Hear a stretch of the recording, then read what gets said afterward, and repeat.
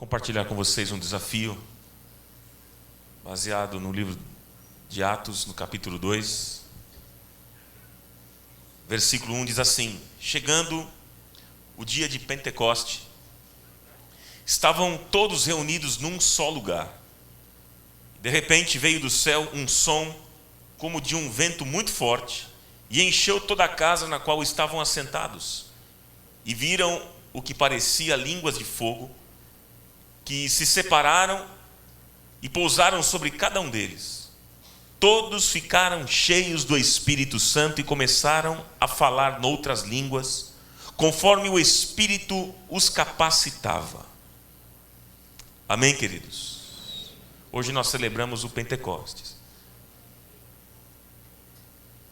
E nós tivemos uma semana inteira de oração e jejum. Quantos participaram deste momento com a nossa comunidade? Foi bom, não, irmãos? E hoje nós encerramos esse período com esta ministração, porque celebramos o Pentecostes. Mas para a continuação dessa história, eu queria que você tivesse uma atenção especial no vídeo que nós vamos passar agora, que fala da continuação dessa história do livro de Atos. Vamos lá. Chegando o dia de Pentecoste, estavam todos reunidos num só lugar.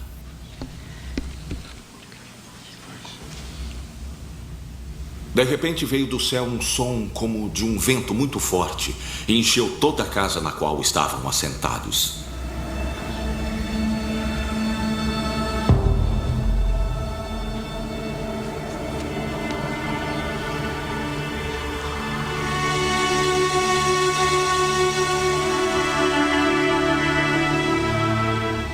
E viram o que parecia línguas de fogo que se separaram e pousaram sobre cada um deles.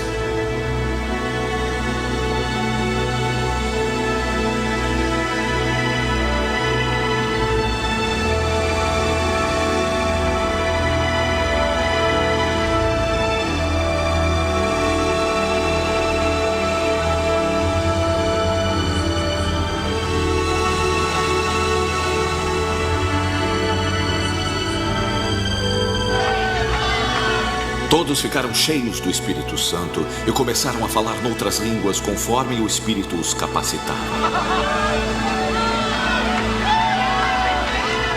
Havia em Jerusalém judeus, homens tementes a Deus, vindos de todas as nações do mundo. Ouvindo-se este som, ajuntou-se uma multidão que ficou perplexa, pois cada um os ouvia falar em sua própria língua. Atônitos e maravilhados, eles perguntavam: acaso não são galileus estes homens que estão falando? Então, como os ouvimos, cada um de nós, em nossa própria língua materna?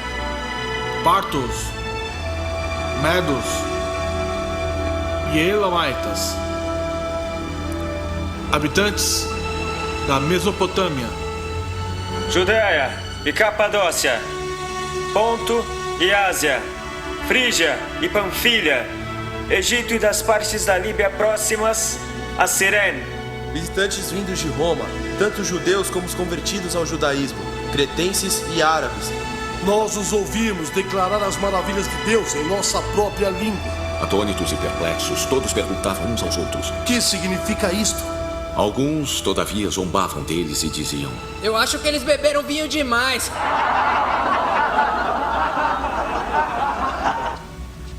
Então Pedro levantou-se com os 11 e em alta voz dirigiu-se à multidão: homens da Judeia e todos os que vivem em Jerusalém, deixe-me explicar-lhes isto. Ouçam com atenção o que lhes direi. Estes homens não estão bêbados, como vocês supõem. Esta é ainda a terceira hora do dia. Pelo contrário, isto é o que foi predito pelo profeta Joel. Nos últimos dias, diz Deus, derramarei o meu espírito sobre todos os povos. Os seus filhos e as suas filhas profetizarão. Os jovens terão visões. Os velhos terão sonhos. Sobre os meus servos e as minhas servas derramarei o meu espírito naqueles dias. E eles profetizarão. Mostrarei maravilhas em cima no céu e sinais embaixo na terra: sangue, fogo e nuvens de fumaça. o sol se tornará em trevas e a lua em sangue, antes que venha o grande e glorioso dia do Senhor. E todo aquele que invocar o nome do Senhor será salvo. Israelitas, ouçam estas palavras. Jesus de Nazaré foi aprovado por Deus diante de vocês por meio de milagres, maravilhas e sinais que Deus fez entre vocês por intermédio dele, como vocês mesmos sabem. Este homem lhes foi entregue por propósito determinado e pré-conhecimento de Deus. E vocês, com a ajuda de homens perversos, o mataram pregando-o na cruz. Mas Deus o ressuscitou dos mortos, rompendo os laços da morte, porque era impossível que a morte o retivesse. A respeito dele, disse Davi: eu sempre vi o Senhor diante de mim, porque ele está à minha direita, não serei abalado. Por isso meu coração está alegre e a minha língua se regozija. Meu corpo também permanecerá em esperança, porque tu não me abandonarás no sepulcro e nem permitirás que o teu santo sofra decomposição. Tu me fizestes conhecer os caminhos da vida e me encherás de alegria na tua presença. Irmãos, posso dizer-lhes que o patriarca Davi morreu e foi sepultado, e o seu túmulo está entre nós até o dia de hoje. Mas ele era profeta e sabia que Deus lhe havia prometido sob juramento que colocaria um dos seus descendentes em seu trono. Prevendo isto, falou da ressurreição do Cristo, que não foi abandonado no sepulcro e cujo corpo não sofreu decomposição. Deus ressuscitou este Jesus e todos nós somos testemunhas desse fato. Exaltado à direita de Deus, ele recebeu do Pai o Espírito Santo prometido e derramou o que vocês agora veem e ouvem. Pois Davi não subiu ao céu, mas ele mesmo declarou: o Senhor disse ao meu Senhor: assenta-te à minha direita até que eu ponha os teus inimigos como estrado para os teus pés. Portanto, que todo Israel fique certo disto. Este Jesus a quem vocês crucificaram, Deus o fez Senhor e Cristo. Quando ouviram isto, os seus corações ficaram aflitos e eles perguntaram a Pedro e aos outros apóstolos: meus irmãos, o que faremos? Pedro respondeu: arrependam-se e que cada um seja batizado em nome de Jesus Cristo para perdão dos seus pecados. E receberão o dom do Espírito Santo, pois a promessa é para vocês, para os seus filhos, para todos os que estão longe e quantos o Senhor nosso Deus chamar.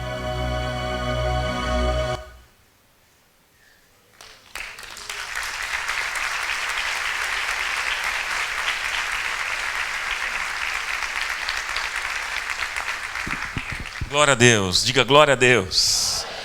Sabe, irmãos, a Bíblia diz que Jesus foi crucificado. Jesus morreu para que se cumprisse a profecia de Isaías, lá no capítulo 53, versículo 3, que diz que ele foi desprezado e rejeitado pelos homens, um homem de dores e experimentado no sofrimento, como alguém de quem os homens escondem o rosto, foi desprezado, e nós não o tínhamos em estima. Certamente ele tomou sobre si as nossas enfermidades, e sobre si levou as nossas doenças. Contudo, nós o consideramos castigado por Deus atingido e afligido. Mas ele foi transpassado por causa das nossas transgressões, foi esmagado por causa das nossas iniquidades. O castigo que nos trouxe paz estava sobre ele, e pelas suas feridas fomos curados. Todos nós, tal qual ovelhas, nos desviamos, cada um de nós se voltou para o seu próprio caminho, e o Senhor fez cair sobre ele a iniquidade de todos nós.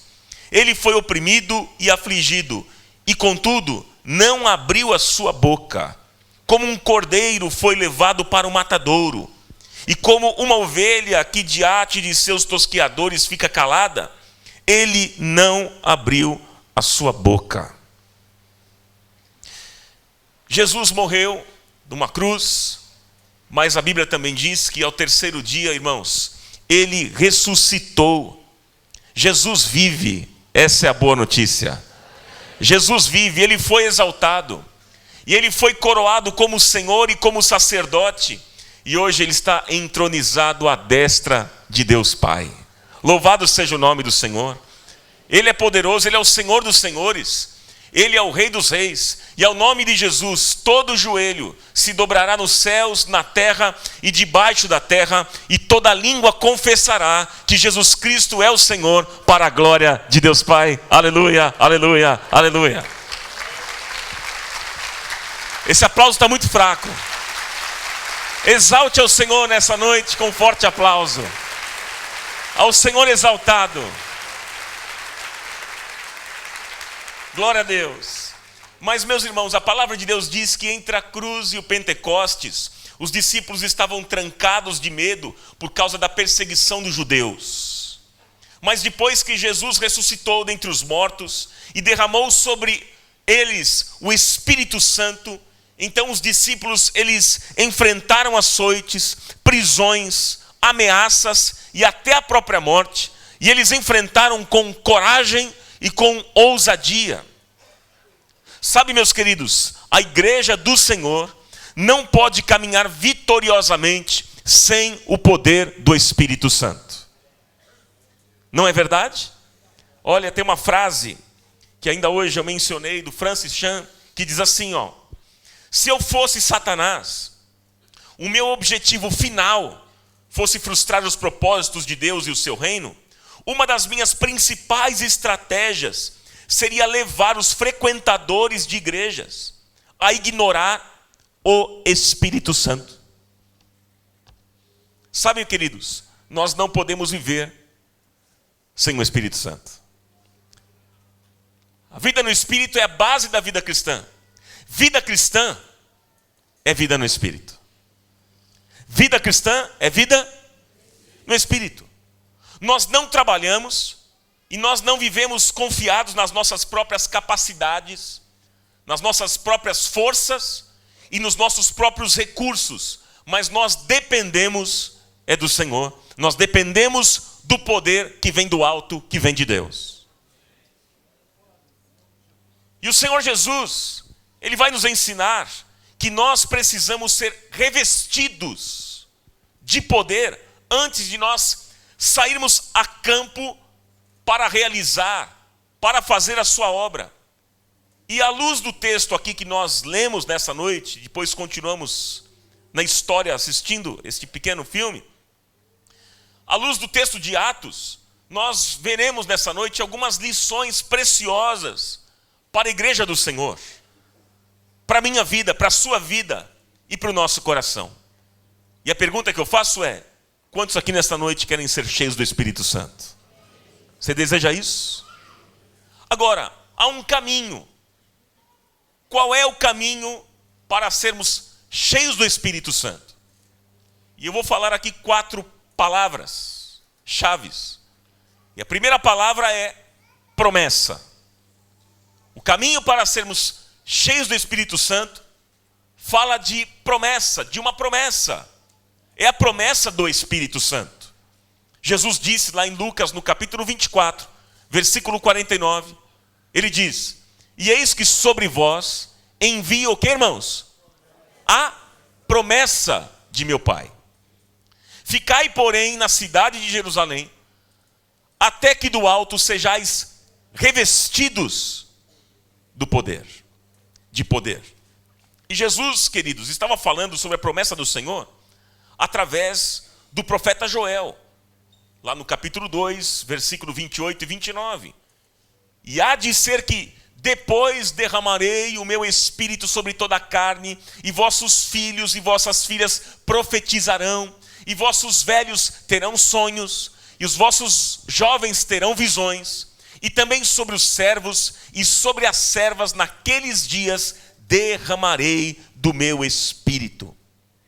Jesus ainda disse lá em Atos no capítulo 1, no versículo 5, Jesus disse: porque na verdade João batizou com água, mas vós sereis batizados com o que, irmãos? Com o Espírito Santo, não muito depois desses dias. E logo depois no versículo 8, Jesus continua dizendo: mas recebereis a virtude do Espírito Santo que há de vir sobre vós, e ser-me-eis testemunhas, tanto em Jerusalém como em toda a Judéia e Samaria e até aos confins da terra. Queridos, a promessa do Espírito Santo, ela foi dada por Deus, e o Deus que promete, o Deus a quem servimos é um Deus fiel, e Ele cumpre com a sua palavra, porque Ele vela pela sua palavra em a cumprir. Amém, queridos? Então, o caminho para nós sermos cheios do Espírito Santo fala de uma promessa. Há uma promessa para a nossa vida, a promessa do Espírito Santo que foi dada por Deus. Mas recebereis a virtude do Espírito Santo. Receba nesta noite o Espírito Santo de Deus. Segunda palavra, preparação. O caminho para sermos cheios do Espírito Santo fala de preparação, que é a busca, que é a espera pela chegada do derramamento do Espírito Santo. É interessante que depois que Jesus subiu aos céus, a Bíblia diz, lá em Atos, no capítulo 1, diz que os 120 discípulos, eles retornaram ao cenáculo e unânimes, eles oraram com perseverança. Diz lá o texto de Atos 1,14. Todos eles se reuniam sempre em oração com as mulheres, inclusive Maria, a mãe de Jesus, e com os irmãos de Jesus. Todos eles se reuniam sempre em oração, diz o texto. E veja bem, durante 10 dias, até que num domingo, como este, mas pela manhã, eles estavam assentados e eles estavam orando. E o que aconteceu? O Espírito Santo foi derramado sobre eles. O Espírito Santo foi derramado sobre eles. Irmãos, é muito importante nós entendermos um princípio. É muito importante nós, como igreja de Jesus, entendermos um princípio. Qual é o princípio? Os derramamentos do Espírito Santo que aconteceram ao longo da história da igreja foram sempre precedidos por oração. Sempre, queridos. Este princípio, então, nós precisamos aprender e colocar em prática. Por isso que nós desafiamos nossa comunidade a participarmos juntos de um tempo de jejum e oração, porque nós queremos ser cheios do Espírito Santo. Porque o caminho para sermos cheios do Espírito Santo passa pela busca, pela preparação. Amém, meus queridos? Por isso que se você quer um derramamento especial do Espírito Santo sobre a sua vida, você precisa buscar a Deus, orar. E é muito assim, eu confesso a vocês que quando eu perguntei, eu vi poucas mãos aqui que levantaram, que participaram deste momento, né, de jejum e oração da nossa comunidade. É algo que me preocupa, porque nós queremos ser cheios do Espírito Santo? Nós queremos um derramar do alto sobre a nossa vida e sobre a nossa comunidade? E o que é que nós estamos fazendo? Se nós não buscarmos a Deus, não haverá um derramar do Espírito Santo, queridos. Sem essa busca, não haverá um derramar. Se nós desejamos um derramar do Espírito Santo ainda hoje, ainda nos dias de hoje, nós precisamos, queridos, preparar o caminho do Senhor para que Ele venha, para que Ele se manifeste. E aí nós precisamos orar, nós precisamos buscar a Deus, nós precisamos buscar a face de Deus. Como o sedento anseia por água, como a terra seca anseia por água, pelas chuvas. É assim que nós devemos buscar a Deus. Desejar ardentemente a presença manifesta de Deus, queridos.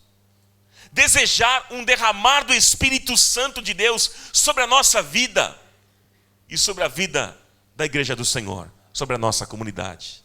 Nós queremos isso. Aqui está o caminho para sermos cheios do Espírito Santo. Primeiro, fala de promessa. Segundo, fala de preparação. E terceiro, fala de derramamento. É o derramamento. É o derramamento do Espírito Santo. É a descida do Espírito Santo. É o batismo com o Espírito Santo. No livro de Atos, no capítulo 2, versículo 2 a 4, diz assim o texto, veja na tela. E de repente veio do céu, o que, irmãos? Um som como de um vento veemente e impetuoso. e encheu toda a casa em que estavam assentados. E foram vistas por eles línguas repartidas como que de fogo, as quais pousaram sobre cada um deles. E todos, você pode repetir isso, irmãos? Todos foram cheios do Espírito Santo e começaram a falar outras línguas conforme o Espírito Santo lhes concedia que falassem. Aleluia! Todos foram cheios do Espírito Santo. Há uma expectativa no nosso coração nesta noite, é que todos aqui neste lugar sejam cheios do Espírito Santo. Você não vai embora deste lugar, não vai para sua casa sem ser cheio do Espírito Santo de Deus. Mas é interessante nessa história que, neste momento, a multidão que estava ali se juntou para ver o que estava acontecendo. E a Bíblia diz, no versículo 6 em diante, diz que uns olhavam com ceticismo, sem entender o que estava acontecendo, sem entender coisa alguma. Outros olhavam com preconceito, dizendo o seguinte: são galileus. E a Bíblia diz que ainda outros olhavam com zombaria, dizendo: esses aí, tomaram muito vinho, estão embriagados. Mas a Bíblia diz, queridos, que neste momento Pedro se levantou e ele disse, dos versículos 16 a 21, olha só: mas isto é o que foi dito pelo profeta Joel. Pedro dizendo: e nos últimos dias acontecerá, diz Deus, que do meu espírito derramarei sobre toda a carne, e os vossos filhos e as vossas filhas profetizarão, os vossos jovens terão visões. Volta. E os vossos velhos sonharão sonhos, e também do meu espírito derramarei sobre os meus servos e as minhas servas naqueles dias, e profetizarão. Na continuação: e farei aparecer prodígios em cima no céu, e sinais embaixo na terra, sangue, fogo e vapor de fumo. O sol se converterá em trevas e a lua em sangue, antes de chegar o grande e glorioso dia do Senhor. E acontecerá que todo aquele que invocar o nome do Senhor será salvo. Queridos, nós precisamos... Quer aplaudir? Glória a Deus. Aplauda ao Senhor e a sua palavra. Queridos, nós precisamos desta unção. Nós precisamos deste poder, deste revestimento do Espírito Santo de Deus. Esta promessa, queridos, esta promessa que nós acabamos de meditar, é contemporânea, é para hoje. É para esses dias, é para mim. É para você, é para a nossa casa. O próprio Pedro disse lá no versículo 39, ele diz o seguinte: porque a promessa vos diz respeito a vós, a vossos filhos, e a todos os que estão de longe, a tantos quantos Deus, nosso Senhor, chamar. Sabe, queridos, muitas outras vezes na história da igreja, quando a igreja se quebrantou, quando a igreja se humilhou, quando a igreja preparou o caminho do Senhor, quando a igreja buscou a Deus em jejum e oração, como fizemos essa semana inteira, quando a igreja colocou como maior prioridade essa busca, novos derramamentos do Espírito Santo aconteceram, queridos. Alguns exemplos para vocês aqui. A gente vê, por exemplo, no século XVIII na Inglaterra. Século XVIII na Inglaterra. Tirando a igreja das cinzas e fazendo desta igreja uma igreja viva. Uma igreja vibrante. Uma igreja poderosa. Aconteceu também nos Estados Unidos. Século XIX, 1857 a 1859. Quando o avivamento chegou àquela nação. E diz que 2 milhões de pessoas foram salvos. 2 milhões de pessoas. Aconteceu no país de Gales, em 1904, com Evan Roberts, que em 6 meses, as igrejas, queridos, elas foram despertadas e 100 mil pessoas se converteram num país rico. 100 mil pessoas se converteram. Aconteceu também na Coreia, em 1907, e ainda hoje a igreja neste país é uma das mais conceituadas e relevantes do mundo. Tudo isso aconteceu por causa de uma visitação poderosa do Espírito Santo de Deus. E sabe, meus irmãos, Deus pode fazer na Comunidade da Graça, sede Vila Carrão, Rua Eponina 390, ainda hoje. Deus pode fazer agora, aqui, na sua vida, na igreja, na nossa cidade. Deus pode fazer na nossa nação, porque o Espírito Santo foi dado à igreja. Mas ele muitas vezes, ele volta em operações maravilhosas, extraordinárias, trazendo avivamento e trazendo um despertamento espiritual para a igreja. Esse é o desejo do nosso coração. Que o Senhor faça isso. Traga esse despertamento para cada um de nós. Quarta palavra que eu deixo com vocês é a pregação. O caminho para nós sermos cheios do Espírito Santo fala sobre a pregação. É a pregação poderosa da palavra de Deus pelo poder do Espírito Santo. Porque a fé, ela vem pelo ouvir. E ouvir o quê? É a palavra de Deus. E naquele momento, Pedro, ele se levantou e ele começou a pregar.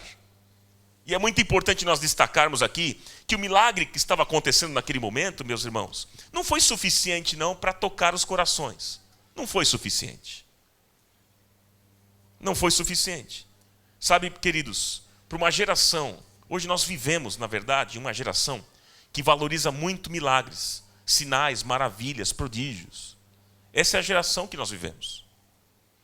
E para esta geração que valoriza tanto essas coisas, valoriza apenas os milagres, uma geração que fala em milagres, que corre atrás de milagres, é muito importante entender que o milagre em si não é o evangelho. Milagre em si não é o evangelho. O milagre apenas prepara o caminho para o evangelho. É diferente.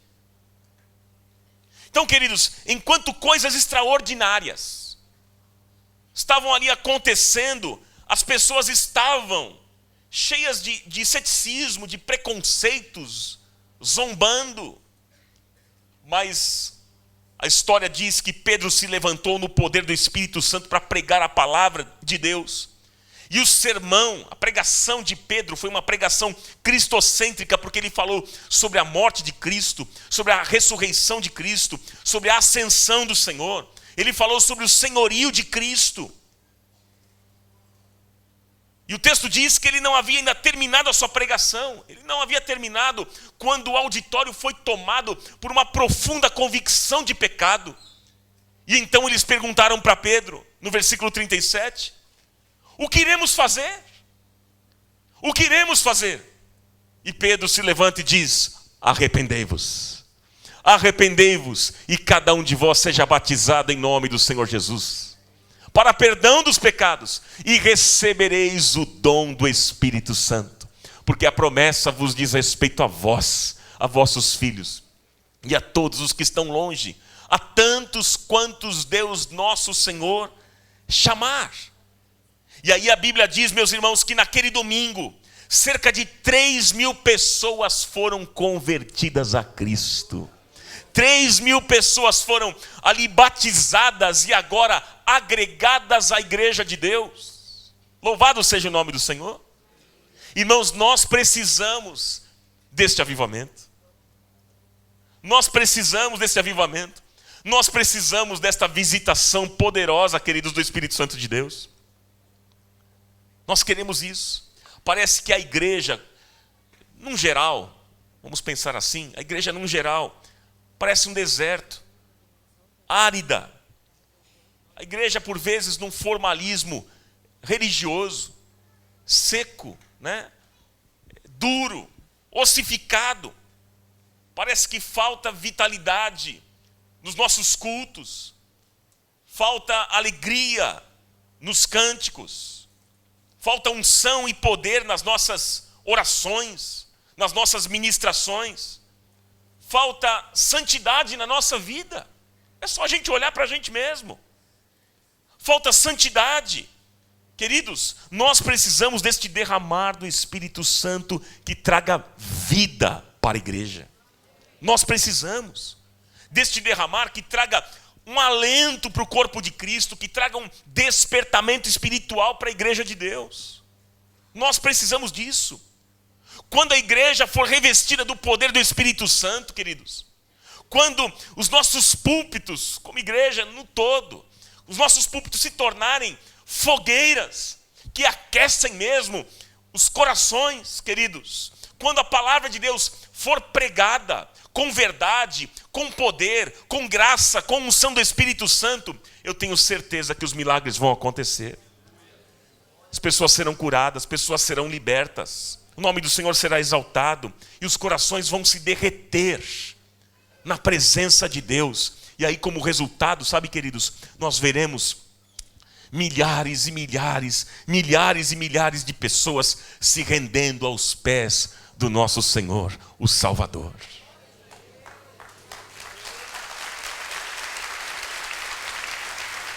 Que seja assim na nossa comunidade, queridos. Que seja assim. Porque nós não somos melhores do que ninguém. Nós precisamos também de um derramar do Espírito Santo. Amém, queridos?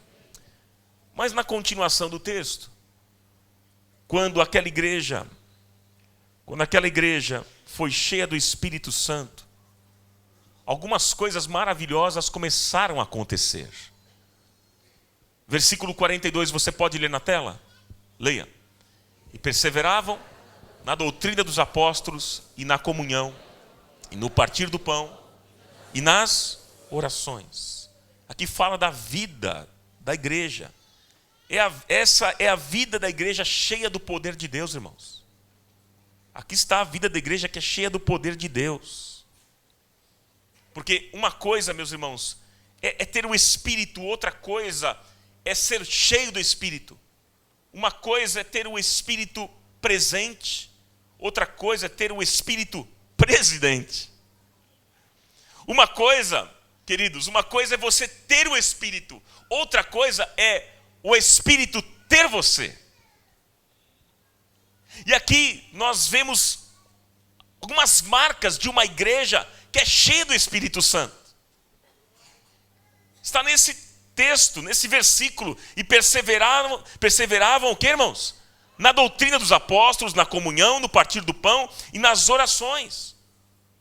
Primeira marca é esta: os crentes perseveravam na doutrina dos apóstolos. Vamos repetir juntos? Os crentes perseveravam. Ou seja, uma igreja que é cheia do Espírito Santo não é uma igreja que fica correndo para cima e para baixo atrás de novidades, pulando de galho em galho, cada domingo num canto, querendo saber qual é a novidade de hoje, qual vai ser o convidado especial que a tal igreja vai levar. Então, poxa, vão levar tal convidado, vão correr para lá. Não, a igreja, queridos, que é cheia do Espírito Santo, não fica correndo atrás de novidade.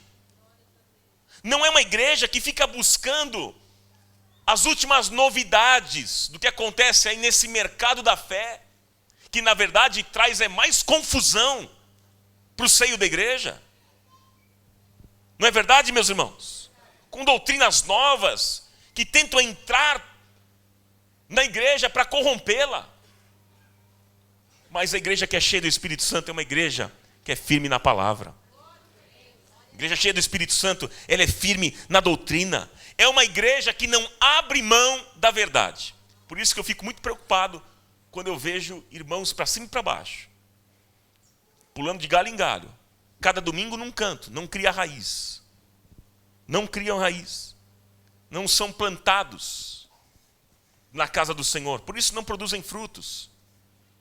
Ficam aí rodando e conhecendo igrejas, não se firmam. Eu fico pensando, o que é que essa pessoa quer com isso? Aonde que ela quer chegar?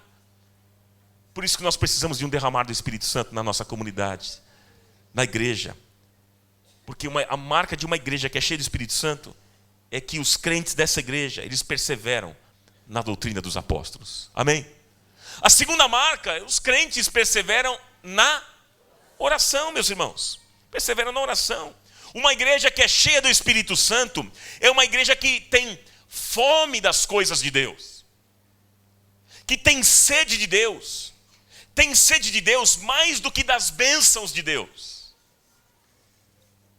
Porque hoje em dia as pessoas elas estão procurando, irmãos, não a Deus. Elas estão procurando o que Deus pode dar. Vocês sabem disso.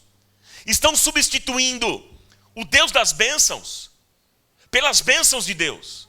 Estão substituindo o Criador pela criatura. Substituindo o doador pela dádiva. Queridos, o avivamento traz sede de Deus. O avivamento traz fome de Deus. O avivamento traz desejo ardente de estar na presença de Deus. Traz saudade de Deus. Saudade de Deus, nós precisamos disso. Buscai ao Senhor enquanto se pode achar. Buscai ao Senhor enquanto se pode achar. Invocai-o enquanto está perto. Hoje em dia, queridos, os crentes não oram mais. Não buscam mais a Deus. Não vão à igreja. Não há uma reverência nos nossos cultos. As pessoas não vão à igreja, não buscam, não têm fome de Deus. Às vezes eu fico preocupado, por exemplo, quando eu vejo aquele buraquinho ali, ó. Tá vendo lá em cima? Vocês lembram na semana passada como é que estava isso aqui? Quantos estavam aqui semana passada? Deixa eu ver. Quem não pôde estar conosco aqui semana passada? Deixa eu ver. Onde você estava, irmão? Mas às vezes eu fico olhando e me incomoda. Por quê? Eu fico pensando, onde estão essas pessoas? As pessoas trocam um ambiente como esse, de busca de Deus, por causa de futebol. Eu gosto do futebol, por exemplo, sou corintiano, vocês sabem disso? Gosto, não tenho problema com isso. Ai, Ronaldo, não fale nisso. Eu não tenho problema com isso. Eu sou liberto, irmão. Eu gosto, mas as pessoas trocam fácil. Basta um friozinho, nem muito. Ai, não vamos sair, que idade que vai cair neve. Né? O tempo bom, tá firme, mas se eu for preguiça, e se chover? Então melhor nem ir. Que vai que chova. Então as pessoas trocam fácil, não tem sede de Deus. Não tem sede de Deus. Outro dia eu vi uma pesquisa interessante que falava que a frequência das pessoas nos cultos é no máximo 2 vezes ao mês. Será que você entra nessa estatística? No máximo. Tem os crentes que só vêm na ceia. Os ceiólatras, como eu digo. Que gostam apenas de vir na ceia para aliviar a consciência, né? Não, lá porque chega na ceia, eu peço perdão, tomo a ceia, eu me garanto para o mês todo. Religiosidade. Estou garantido, estou blindado o mês todo. Então vou bater o cartão 1 vez por mês. Queridos, está faltando fome de Deus. Sede de Deus. A igreja cheia, que é cheia do Espírito Santo, ela entende a importância de congregar. Ela entende a importância de estar juntos. De buscar a Deus juntos. A igreja que é cheia do Espírito Santo, queridos, ela entende que ela deve buscar em primeiro lugar o reino de Deus e a sua justiça, e as demais coisas serão acrescentadas. A igreja que é cheia do Espírito Santo não fica preocupado em ter bênção, coisas materiais. Não fica preocupado com isso, porque sabe que se buscar a Deus em primeiro lugar, colocar o Senhor em primeiro plano na sua vida, as bênçãos do Senhor virão e alcançarão. Essa é a segunda marca desta igreja cheia do Espírito Santo. Os crentes perseveravam na oração. Mas eles também, terceiro, os crentes perseveravam na comunhão e no partir do pão. Os crentes perseveravam, o que, irmãos? Na comunhão e no partir do pão. Gente, quando chega o avivamento, quando há um derramar do Espírito Santo, queridos, sabe, não tem mais espaço para fofoquinha, para briguinha. Não vou com a cara, não gosto do fulano. Não tem mais espaço para disputas. Disputa por cargo na igreja, contendas, divisões. Nós estamos vivendo, queridos, numa época em que há tantas brigas, tanta contenda no meio do povo de Deus. O Senhor tem misericórdia de nós. Por isso que nós precisamos nessa noite pedir ao Senhor, meus irmãos, um coração sensível, humilde e quebrantado. Está faltando isso para a gente. Coração sensível à voz de Deus, um coração quebrantado para amar-nos uns aos outros, para acolher-nos uns aos outros, como Deus tem nos amado e como Deus tem nos acolhido. Está faltando isso.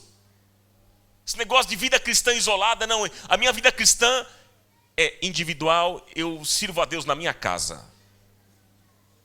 Não tenho contato com ninguém. Isso não existe.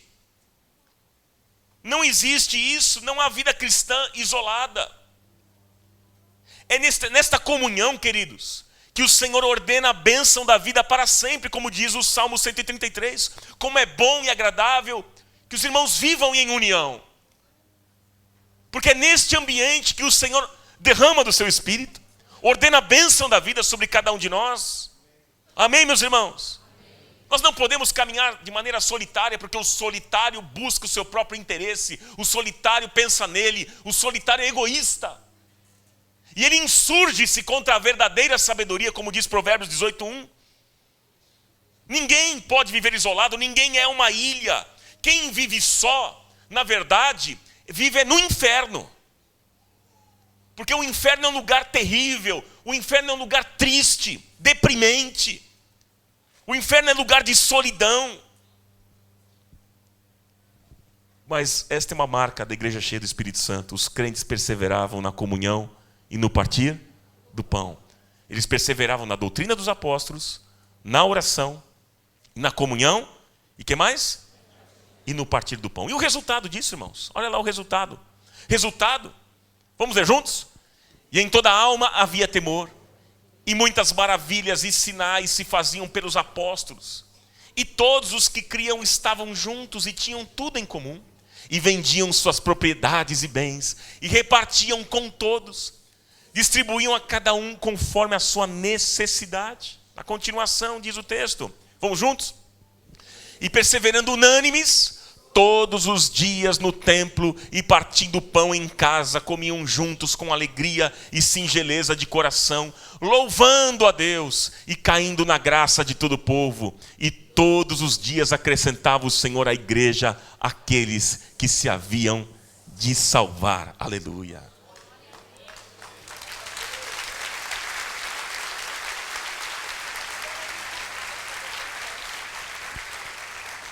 Queridos, o resultado disso é que havia temor de Deus. E os milagres aconteciam naquela igreja. E aquela igreja, como diz o texto, contava com a simpatia de todo o povo. Eles louvavam a Deus. Eles cantavam com alegria. Eles adoravam com entusiasmo. E em consequência disso, diz o texto, que dia a dia o Senhor acrescentava à igreja os que iam sendo salvos. Ainda nós estamos tendo resultados pequenos, queridos. Às vezes, quando a gente observa aí igrejas cheias, são igrejas cheias de pessoas vazias. Às vezes, o evangelho que se prega não é o evangelho verdadeiro. Às vezes, a conversão não é uma conversão verdadeira, não é uma conversão genuína que está acontecendo. Não é a proposta de Deus que está sendo oferecida tantas vezes. E é por isso, queridos, que nós precisamos de um derramar do Espírito Santo. Por isso que a gente está precisando mesmo é de um avivamento que coloque a nossa vida e a vida da nossa comunidade nos trilhos da verdade. Nós precisamos disso. Nós queremos um evangelho sendo pregado nesse nosso púlpito aqui, um evangelho verdadeiro. Um evangelho que promova entre nós santidade, restauração, cura, libertação. Nós precisamos urgentemente, queridos, experimentar um poderoso avivamento, irmãos, que ponha a nossa comunidade no centro da vontade de Deus. Você deseja isso? Este é o avivamento que nós cremos. Este é o avivamento que nós necessitamos. Este é o avivamento que a igreja precisa experimentar na nossa nação. E eu concluo com você dizendo o seguinte: nós precisamos do Espírito Santo. Nós dependemos do Espírito Santo. Diga assim comigo: eu preciso do Espírito Santo. Eu dependo do Espírito Santo. Irmãos, nós não podemos fazer a obra de Deus sem o poder do Espírito Santo. Nós precisamos de restauração e precisamos de avivamento. Precisamos de uma vida nova, uma vida plena, uma vida abundante no poder do Espírito Santo, para que o mundo veja, e para que o mundo veja as nossas boas obras e eles glorifiquem ao Pai que está nos céus. Que Deus nos abençoe nessa noite. Amém.